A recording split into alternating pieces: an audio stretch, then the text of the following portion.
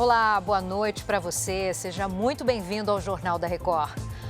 Turista argentino baleado depois de entrar em comunidade no Rio está em estado gravíssimo. Senado Federal aprova regulamentação da reforma tributária. É agora, no Jornal da Record.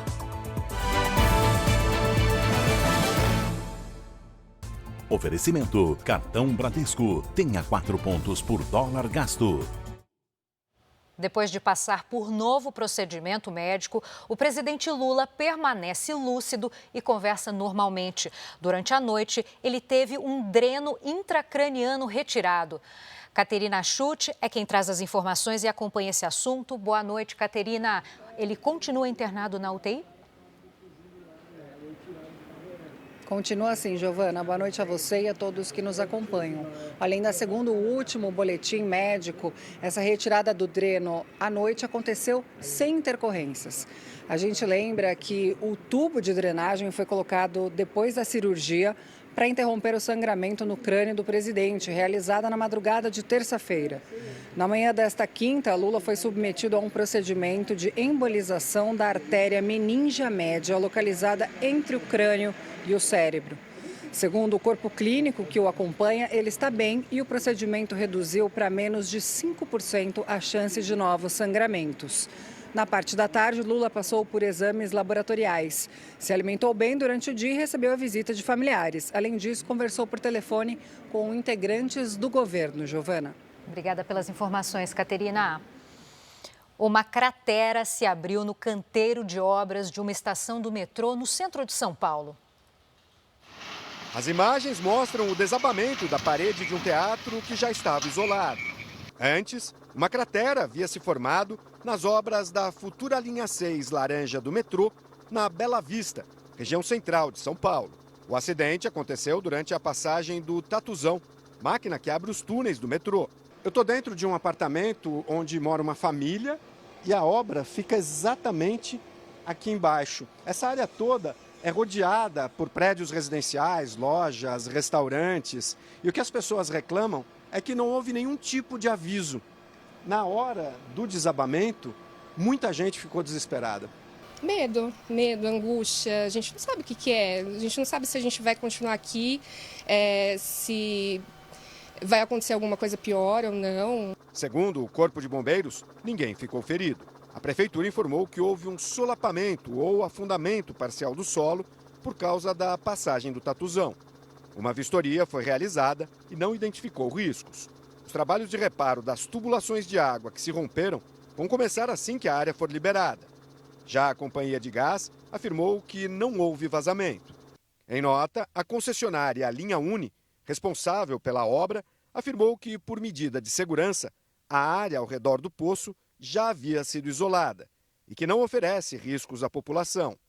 Em maio deste ano, a passagem do Tatuzão, na construção do trecho norte da mesma linha do metrô, abriu uma cratera na quadra esportiva deste condomínio, ao lado de uma futura estação. Foi preso no Rio de Janeiro o chefe de uma quadrilha que se passava pelo técnico da seleção brasileira, Dorival Júnior, para aplicar golpes virtuais. Os estelionatários criaram um perfil falso e usaram até inteligência artificial para simular a voz do treinador. Os alvos eram jogadores de futebol. Lucas de Oliveira Eduardo foi preso em flagrante em Itaperuna, região noroeste do Rio. Ele é suspeito de chefiar uma quadrilha de estelionatários que se passava por pessoas ligadas ao futebol para pedir doações. Por meio de aplicativos de mensagens, os golpistas entravam em contato com a vítima e alegavam que o dinheiro seria repassado para doentes graves à espera de cirurgia ou desabrigados das chuvas no sul do país. Acabava que muitos desses jogadores, recebendo uma mensagem de uma pessoa com a foto que era alguém do ciclo pessoal dele, muitas vezes um ex-treinador, ou até um amigo pessoal, acabavam fazendo essas doações, acabavam colaborando com quantias muito altas.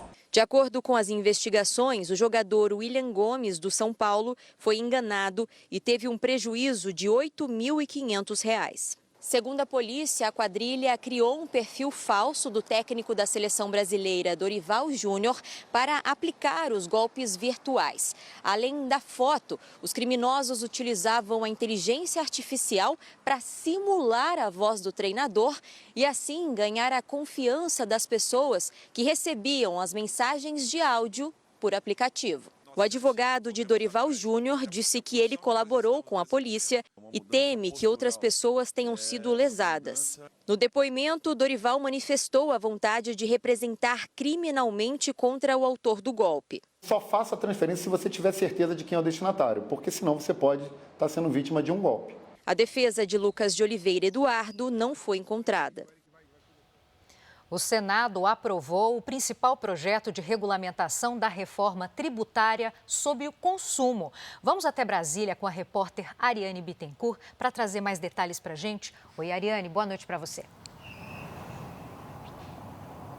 Boa noite, Giovana. Esse texto traz regras para a cobrança dos 3 novos impostos sobre o consumo que constam na reforma promulgada no ano passado. Bom, depois de um período de transição, portanto, entre 2026 e 2033, 5 tributos que hoje conhecemos vão ser unificados. A cobrança será dividida entre imposto sobre bens e serviços, contribuição de bens e serviços e imposto seletivo, conhecido como Imposto do Pecado. O projeto contempla pedidos de vários setores econômicos e ajustes costurados com o governo federal. Entre outros pontos, a proposta estabelece taxação adicional sobre as apostas, cashback de tributos para famílias de baixa renda e uma trava para barrar o aumento da carga tributária. O relator, senador Eduardo Braga, falou sobre a votação. Vamos acompanhar.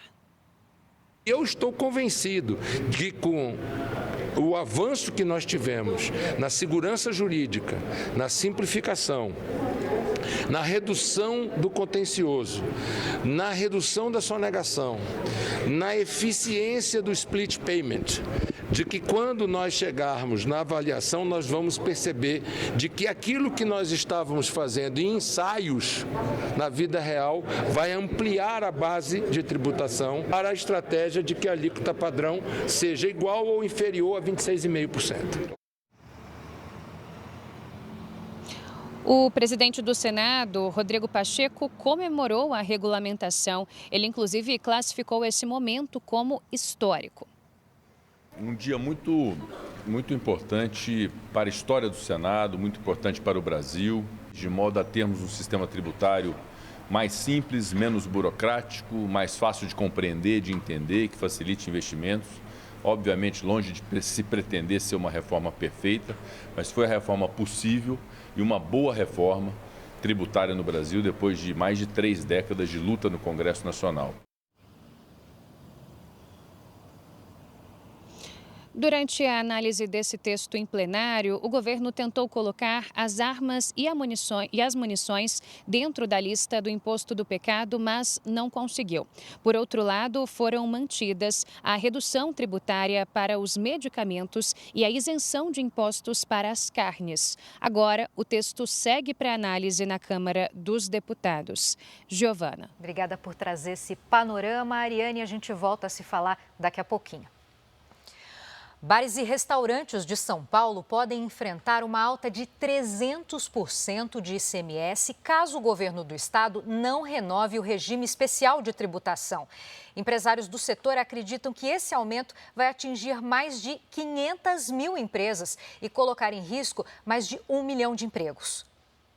O Fábio tem 12 anos de casa. No bar, no centro histórico de São Paulo, a tradição é servir pratos fartos.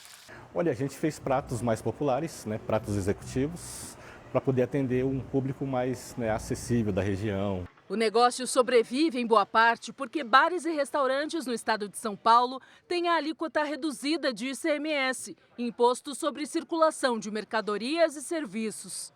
Há 31 anos, o setor utiliza um regime especial de tributação. A redução de tributos termina em 31 de dezembro e o governo de São Paulo analisa a extinção de incentivos fiscais para elevar a arrecadação anual entre 15 e 20 bilhões de reais. nós temos o medo que isso venha, com certeza vai acarretar assim, um impacto muito grande no nosso cardápio, na parte de funcionários, não vamos ter que mexer. A previsão do setor de bares e restaurantes é que, caso o benefício seja extinto, a alíquota de ICMS vai passar de 3,2% para 12%, a maior do país.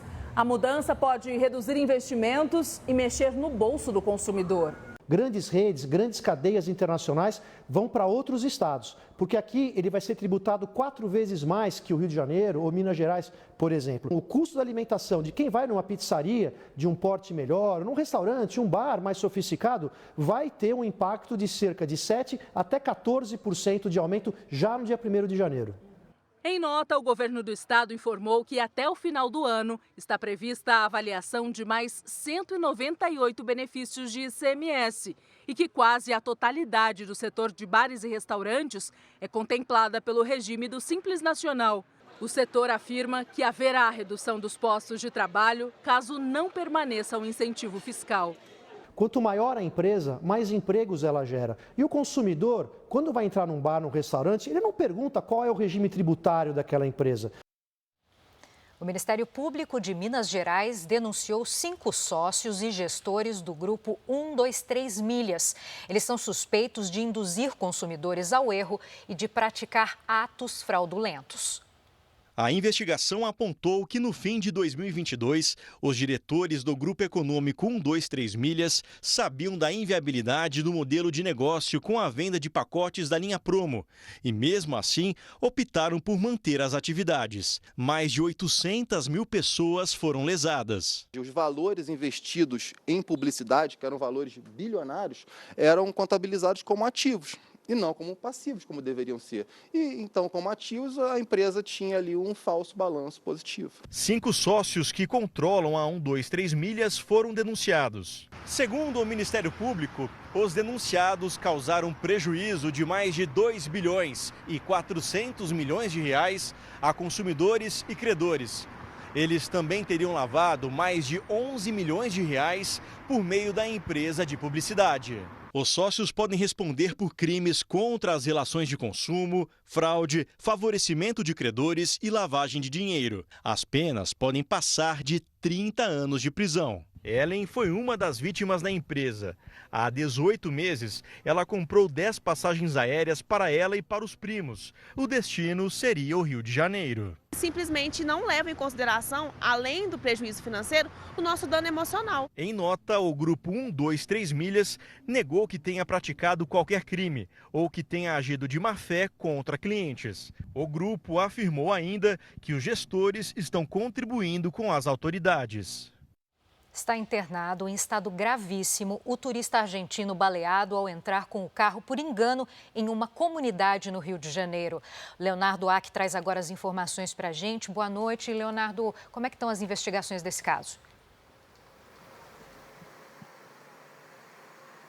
Oi, Giovana, boa noite para você, boa noite a todos. Olha, a Polícia Civil já fez a perícia no carro e também no local. A região do Morro dos Prazeres, onde tudo aconteceu, está com a segurança reforçada. O Gaston Fernando Burlon, de 51 anos, foi baleado na cabeça depois de entrar por engano no local. Ele pretendia visitar o Cristo Redentor, mas o GPS indicou uma rua que fica na comunidade. Após ser atingido pelo disparo, o turista perdeu o controle da direção e bateu em um muro. A família dele estava dentro do veículo e viu tudo. O consulado argentino acompanha o caso.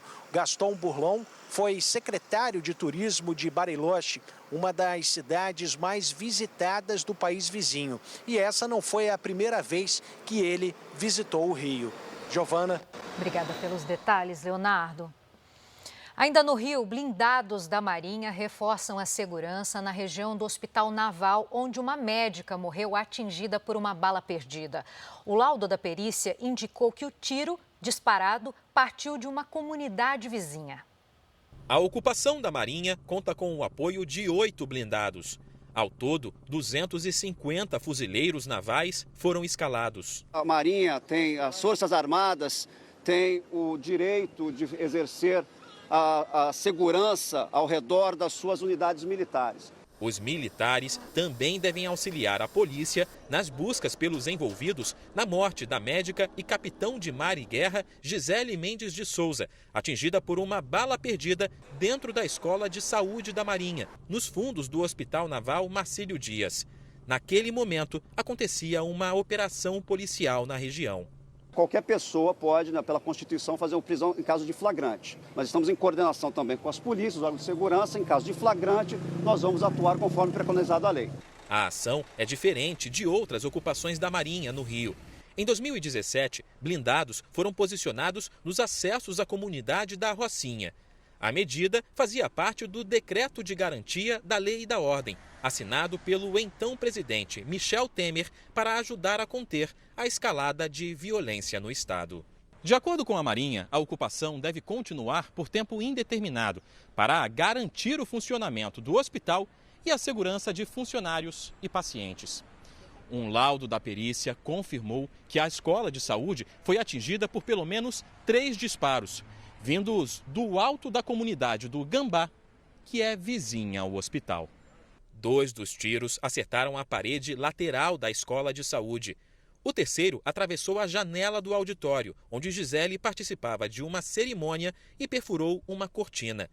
Um fragmento do projétil foi encontrado na sala. O corpo da militar foi cremado hoje em cerimônia fechada para familiares e amigos.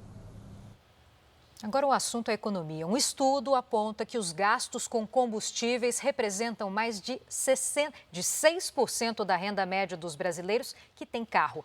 Só o preço da gasolina subiu mais de 8% neste ano e o álcool mais de 15%. Antes de parar em um posto, olhos atentos ao custo do combustível. Tem que olhar, porque senão, se você não olhar, você acaba saindo prejuízo. Tem que olhar o preço, dependendo do valor, a gente passa reto. Tem muita gente que há um bom tempo não consegue encher o tanque. Hoje mesmo eu coloquei 50, mas assim, para rodar 2 dias e olhe lá. Eu já não vejo tanque cheio há muito tempo. Vai colocando de pouco em pouco e assim vai indo. O Jornal da Record teve acesso com exclusividade a um levantamento feito pela Fundação Instituto de Pesquisas Econômicas, a FIPE. O estudo identificou um aumento acumulado de 8,3% neste ano no preço da gasolina e de mais de 15% no álcool. Segundo o estudo, o gasto com combustível chega a comprometer mais de 6% da renda da família. Na prática, encher com gasolina o tanque de um carro popular passou de R$ 312 para mais de R$ 340. Diferença que pode fazer falta no final do mês, principalmente para quem depende do carro para trabalhar. É o caso do Douglas, que roda mais de 70 quilômetros todos os dias. Depende do carro, está cada vez mais caro. Para trabalhar na rua está difícil. O estudo avaliou mais de 30 mil postos de combustíveis no país para descobrir onde dá para economizar. No Pará, Maranhão, Ceará, Piauí, Alagoas e Rio Grande do Sul, a gasolina pesa menos no bolso. Já no Acre, Mato Grosso, Goiás, Distrito Federal, Mato Grosso do Sul, Minas Gerais, São Paulo e no Paraná, o etanol é o mais vantajoso. Hoje, essa relação no Brasil é indiferente quando a gente compara a média, mas ela depende muito dos estados. Em particular, em São Paulo, no estado de São Paulo, atualmente o álcool é relativamente mais barato do que a gasolina. 2 homens foram presos em São Paulo suspeitos de integrar uma quadrilha que fingia ajudar idosos em caixas eletrônicos para roubar o dinheiro das vítimas. Nesta agência bancária, essas 3 mulheres nem desconfiam, mas os 2 homens que estão por perto se passam por cliente e por funcionário do banco. Um deles dá orientações sobre o funcionamento do caixa eletrônico, mas na verdade aproveita para observar a senha, pegar o cartão e fazer saques da conta corrente da vítima. O homem de camisa xadrez, segundo as investigações, também faria parte da quadrilha. Nesta outra agência, uma mulher conversa com o falso funcionário, que usa roupa social. Ele sugere que a cliente do banco vá para outra máquina. Imediatamente, um segundo suspeito muda de caixa eletrônico e começa a acessar a conta da vítima disponível na tela. Hoje, 2 homens foram presos por policiais da Divisão de Crimes Cibernéticos. As vítimas sempre tinham o mesmo perfil. Geralmente eles se aproveitam de uma dificuldade natural que muitas vezes as pessoas de mais idade ou uma pessoa mais simples não estava tendo ali na operação bancária que está tentando fazer. Eles se aproveitam desse momento, eles observam essas pessoas como se fosse realmente, se passando realmente por um funcionário do banco. De acordo com as investigações, a quadrilha fez vítimas em agências bancárias do Rio de Janeiro e de São Paulo. Agia sempre pela manhã, antes do expediente bancário. Ao longo de 6 meses, os criminosos conseguiram sacar mais de R$100 mil das contas invadidas nos caixas eletrônicos. A ação era sempre discreta e rápida. De acordo com a investigação, um dos suspeitos carregava um jornal para guardar o dinheiro sacado. Não conseguimos contato com a defesa dos suspeitos presos. Só no estado de São Paulo, entre janeiro e outubro desse ano, foram registradas 640 queixas de estelionato em agências bancárias. A polícia orienta que os clientes nunca forneçam cartões e senhas para terceiros. A gente vai voltar a Brasília porque a Câmara dos Deputados aprovou um projeto de lei que pode tornar possível a castração química de pessoas condenadas por pedofilia. Então, a Ariane Bittencourt vai falar aqui com a gente agora. O que diz esse texto, Ariane? Giovana, o texto original, que trata de um cadastro nacional de pedófilos, altera o Estatuto da Criança e do Adolescente.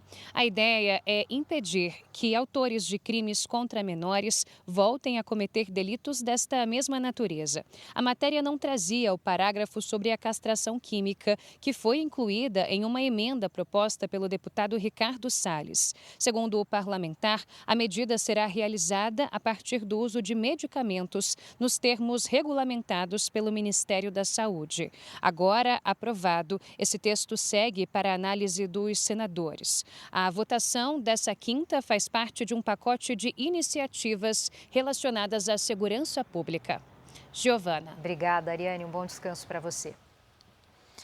A área técnica do Tribunal de Contas da União recomendou que a Caixa Econômica Federal bloqueie R$6 bilhões do programa Pé de Meia. Segundo a auditoria, o programa está sendo financiado fora do orçamento da União, desrespeitando as regras fiscais.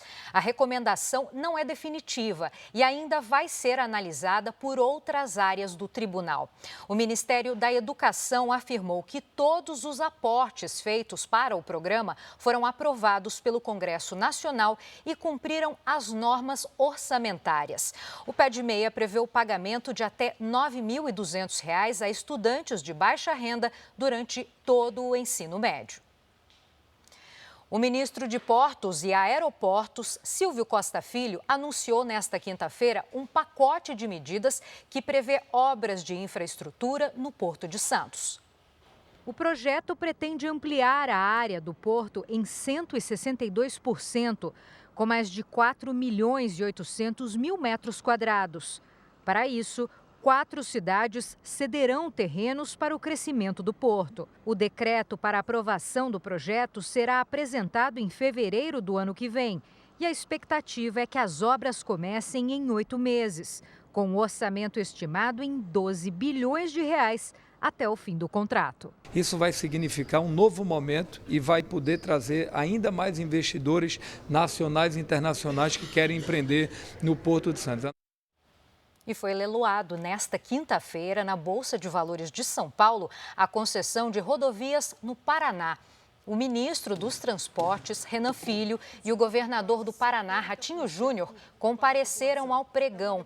A concessionária CCR arrematou o lote 3 do Sistema Integrado de Rodovias do Paraná, que envolve 569 quilômetros de estradas que ligam o norte do estado ao porto de Paranaguá, o maior do país em exportação de produtos agrícolas. Na proposta vencedora estão previstos R$16 bilhões em investimentos. Agora, os destaques internacionais. O presidente do Paraguai está em Israel para participar da cerimônia de inauguração da embaixada em Jerusalém. Antes, a representação diplomática ficava em Tel Aviv. Nesta quinta, o exército israelense atacou alvos na Síria para proteger as fronteiras do país. As imagens divulgadas por Israel mostram os bombardeios. Bases aéreas, portos e estoques de armas foram atacados. O premier Benjamin Netanyahu disse que a intenção é proteger Israel de possíveis ataques terroristas vindos da Síria. O conselheiro de Segurança Nacional da Casa Branca, Jake Sullivan, está em Israel para negociar o acordo de cessar-fogo com o Hamas. Nesta quinta-feira, uma cerimônia marcou a reabertura da Embaixada do Paraguai, que foi transferida de Tel Aviv para Jerusalém. A mudança reafirma o reconhecimento da cidade como capital de Israel. O evento contou com a presença do presidente do Paraguai e de autoridades israelenses. Não é uma decisão fácil fazer essa transferência, mas representa o princípio de valores e o sentimento da população paraguaia, afirmou Santiago Penha. E um sentimento generalizado da população paraguaia. A Confederação Israelita do Brasil esteve no evento. Este suporte, neste momento, tem um significado talvez muito maior do que o reconhecimento só de Jerusalém como a capital do Estado de Israel. Apoiar Israel não significa deixar de apoiar um Estado palestino. Apoiar Israel é apoiar Israel nessa luta contra esse mundo fanático, nessa luta contra a intolerância. O presidente do Paraguai, Santiago Penha, também falou sobre os próximos passos para o acordo de livre comércio entre a União Europeia e o Mercosul, firmado na semana passada. Ainda temos que terminar de ajustar alguns termos do documento final. E isso depois vai ser avaliado pelos países membros. No caso do Mercosul, somos 5 países, o que é relativamente fácil. Acho que há um consenso muito grande. No caso da Europa, isso abre uma negociação muito longa, em 27 congressos europeus. A partir de agora, temos que fazer a parte mais difícil, que é a aprovação e depois a implementação. A Austrália anunciou que vai criar um novo imposto se as grandes empresas de tecnologia se negarem a pagar pelas notícias veiculadas nas plataformas. A medida deve ser adotada a partir do ano que vem e vai valer para empresas que faturam mais de R$1 bilhão por ano no país. É o caso do Google e da Meta, dona do Facebook e do Instagram. O valor do imposto ainda vai ser definido e deve ser repassado para a imprensa local. A Meta e o Google faturam alto com o conteúdo produzido por empresas de jornalismo profissional. As empresas criticaram o que chamam de interferência do governo. Donald Trump foi escolhido pela segunda vez como personalidade do ano pela revista Time. Tocar o sino na abertura do pregão da Bolsa de Valores de Nova York foi uma espécie de comemoração para Donald Trump. Pela segunda vez, o republicano estampa a capa da prestigiada revista Time. A primeira foi quando ele foi eleito presidente em 2016. A revista destaca a trajetória política de Trump, a vitória nas eleições presidenciais e como ele se manteve firme depois de uma tentativa de assassinato durante um comício na Pensilvânia. Na política, Trump segue com foco na transição de governo. 25 ordens executivas, o equivalente a decretos presidenciais, devem ser assinadas no primeiro dia de mandato em 20 de janeiro. O novo presidente já afirmou que pretende remodelar a política americana em temas como energia e imigração. Uma pesquisa divulgada pela agência de notícias Reuters apontou que 53% da população americana defendem a deportação de imigrantes ilegais. O presidente americano Joe Biden concedeu perdão a 39 americanos e reduziu a sentença de quase 1.500 prisioneiros. De acordo com o comunicado da Casa Branca, os 1.499 presos cumpriam prisão domiciliar e demonstraram reabilitação bem-sucedida. As outras 39 pessoas a quem Joe Biden concedeu perdão tinham sido condenadas por crimes não violentos, entre eles, delitos relacionados a drogas. A longa lista com os nomes dos beneficiados foi divulgada pela Casa Branca. É o maior número de clemências presidenciais num único dia. O anúncio acontece há pouco mais de um mês para a saída de Biden da Casa Branca e dias depois dele conceder um indulto presidencial para o filho Hunter Biden. A medida anulou as acusações contra Hunter, entre elas a de fraude fiscal e de ocultação de informação ao mentir sobre o uso de drogas, ao preencher um formulário para comprar uma arma. O anúncio foi feito depois de Biden declarar em vários momentos que não concederia indulto a Hunter. Essa foi a primeira vez que um presidente usou o poder do cargo para beneficiar o próprio filho. E ainda nos Estados Unidos, a polícia de Massachusetts prendeu um homem que tentou se esconder em uma chaminé durante a fuga. Os agentes cumpriram um mandado de busca na casa quando viram o suspeito pulando para um telhado. Ao tentar se esconder na chaminé, o homem acabou preso. Depois de ser retirado, ele foi levado para um hospital onde passou por avaliação médica. O suspeito responde por vários crimes, incluindo tráfico de drogas. Morreu em São Paulo Amaury Passos, um dos maiores jogadores de basquete da história do país. Ele tinha 89 anos e conquistou 2 mundiais com a seleção. A história do basquete brasileiro foi escrita pelas mãos dele. Conhecido pela habilidade e versatilidade, Amaury Passos inspirou gerações. Ele se destacava na época de ouro da seleção, que ainda contava com Vlamir Marques, Rosa Branca, Algodão e o Biratã. Amaury tinha 18 anos, eu tinha 17. E ali então começou a nossa carreira. O técnico Canela encantou-se com aquela dupla, né? Amaury é um desses fenômenos no Brasil que a gente fabrica e não produz mais. Amaury foi bicampeão mundial. Em 1959 contra o Chile e em 1963 diante dos Estados Unidos. Ele é o único atleta até hoje a ser eleito 2 vezes o melhor jogador da competição em posições diferentes. Os títulos já falam por ele e realmente ele foi pertenceu a uma fase muito boa do basquete brasileiro, que tinham grandes atletas, grandes jogadores, grandes técnicos. Ídolo do Corinthians, Amaury Passos foi homenageado com um busto aqui no Parque São Jorge no fim de outubro. Ele foi bicampeão brasileiro e sul-americano pelo clube, além de 3 vezes campeão paulista e 5 vezes campeão paulistano. Um legado que jamais será esquecido. O Amaury era um gênio do esporte. Ele poderia ter sido jogador da seleção brasileira de vôlei, inclusive. Para nossa felicidade, ele escolheu o basquete e ajudou a construir uma trajetória incrível do basquete brasileiro, que vai de 1948 a 1964. O jogador de 1,91 m de altura está eternizado no Hall da Fama do esporte. A causa da morte não foi divulgada. Amaury havia completado 89 anos ontem.